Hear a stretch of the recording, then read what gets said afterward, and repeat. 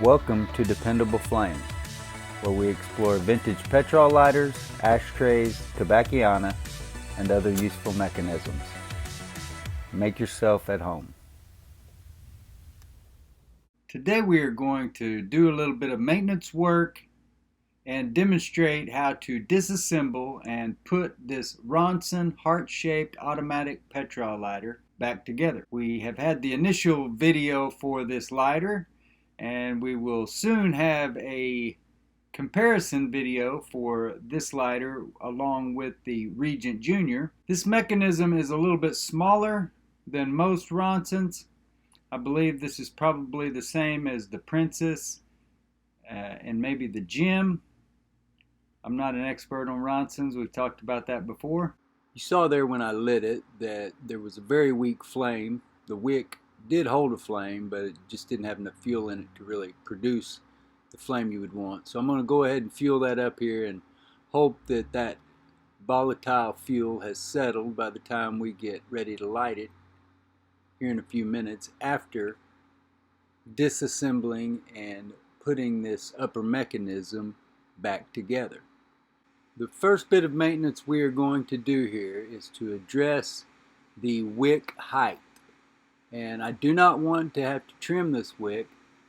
A lot of the old wicks have asbestos in them.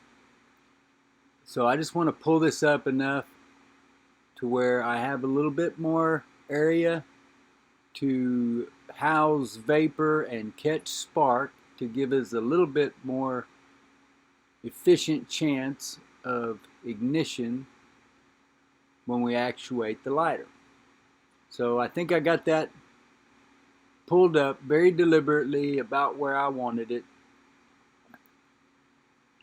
And then you can see there it may take a minute to get the flint grooved back to where it's producing the shower of sparks needed to ignite the lighter.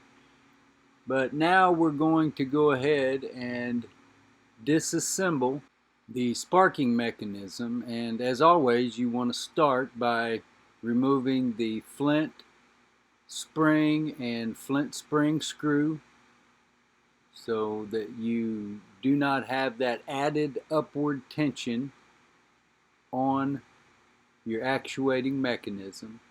There you can see the Dunhill blue flint that is installed in this lighter. Those seem to work very well in these old Ronson automatic lighters. This insert is also marked Rondette, so I'm not sure what the exact designation for this lighter would be, if it's an actual Rondette model and the heart shaped is just a feature of that, or if they just used the same insert and it's a different model altogether. We'll be very deliberate here with a semi-broad standard precision screwdriver, sufficient that it is not going to slide around in there, and we'll just take our time as we back it out, and then once there's enough to get your fingernails or fingers on, then you can go ahead and take it back out by hand. I did not try to loosen that with my fingernail. I will tighten it back up with my fingernail when I'm done. See, you have the upward tension from the piston spring that you're going to contend with, so keep that thumb on top before you pull that fulcrum screw out. There is no fulcrum cap on this model. The fulcrum screw just threads into the back post. There you see the thumb lever riding on that piston spring, and looks somewhat dirty, and we're going to go ahead and get all these parts at least semi cleaned up, as well as the body of the lighter underneath there where all that grime and buildup has gathered. We're going to go ahead and get that cleaned up as well. So got a Pyrex dish here. We'll go ahead and begin to break down each of the components. So we have the piston spring and the thumb lever that we begin with, and I will fill this up with the 91% isopropyl alcohol when we are finished. There you see the gears that you will fit into the little sprockets on each side. You have two of those and they're interchangeable. Doesn't seem to matter which side or whether you flip them over. Pull our file wheel out of here, which has the teeth integrated on the side of the wheel, and then the clutch spring rides between the top of the snuffer cup or snuffer cap and the roof of the snuffer assembly. A little shiny spot that you can see right there. I'll hit it with the screwdriver a few times. That little protrusion, before we get it cleaned up, you can just tell where the grime has apparently been knocked off by those teeth as it has functioned. Very dirty, but we'll go ahead and get all that cleaned off. But that is a very common variance in parts on a Ronson type automatic lighter. Go ahead and get this top cleaned up. Seen how dirty that was before. So keep that in mind. If you do not see the sort of omega type shape flat clutch spring that rides beside the teeth in the snuffer assembly on these Ronson and Ronson type clones, then you can have that clutch spring riding up in the roof of your snuffer assembly. Now we will go ahead and begin to put this all back together with our piston spring and thumb lever.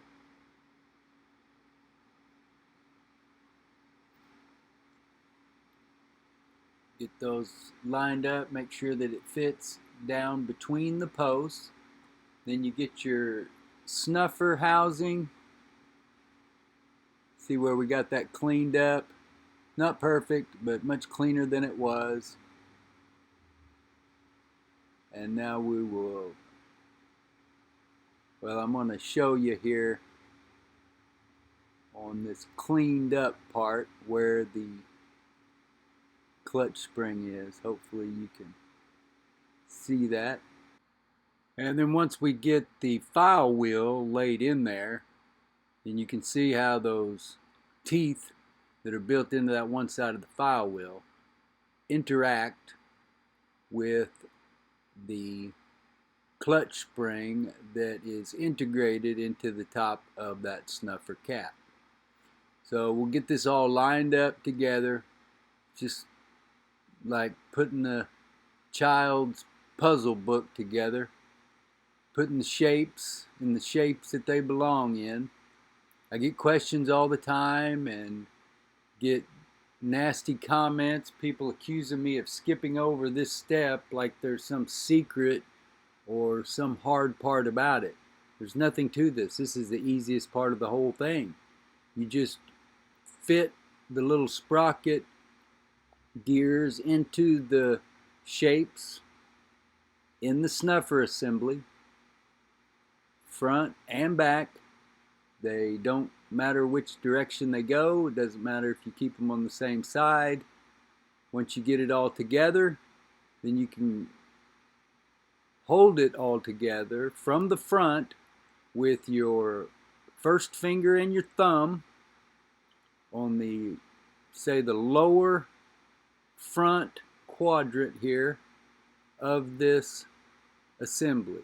So you've got it all together as it's supposed to be. Now you've got your thumb lever and the claws on it, grabbing those gears, getting them timed where you need it. If you don't get them right, then it'll throw it off and it'll be obvious. You'll have to take it apart and put it back together. You may need something sharp to stick down through there to make sure that everything is lined up. Get your fulcrum screw. On this one it's a little bit less margins because you've got the threads in the back side rather than a fulcrum cap. The fulcrum cap gives you a little bit more forgiveness, but I was actually able to get this threaded down most of the way just with my thumb and fingernails, and then we will put a screwdriver on it momentarily to get it tightened down. And you don't need to be tightening on these things like you're trying to tighten the lug on your wheels on your car. It's not a great amount of pressure that they're going to be under. Sort of like the difference between water running out of your house and the water running into your house. The water coming into your house is under a great deal of pressure. The water that goes out of your house is just flowing downhill. Lot of variance in the pressures that are required to hold those two different kinds of flows of water. Same way with screwing this down. You just don't need that much. Don't overdo it. You'll run that lighter if you strip out the threads on that backside post. So we get the Dunhill blue flint back in it, the flint spring and flint spring screw. Hopefully shake that back down into the old groove that we already had in the flint. Get it tightened down. This is really a tiny little mechanism. And it'll take a minute here to get everything not only grooved, but spring all the way down, the proper pressure, fuel, everything that we need to have the successful ignition of this very old, I think 1930s Ronson lighter that I chose to make an example out of today. Now we have it put back together and working like it should. Until next time.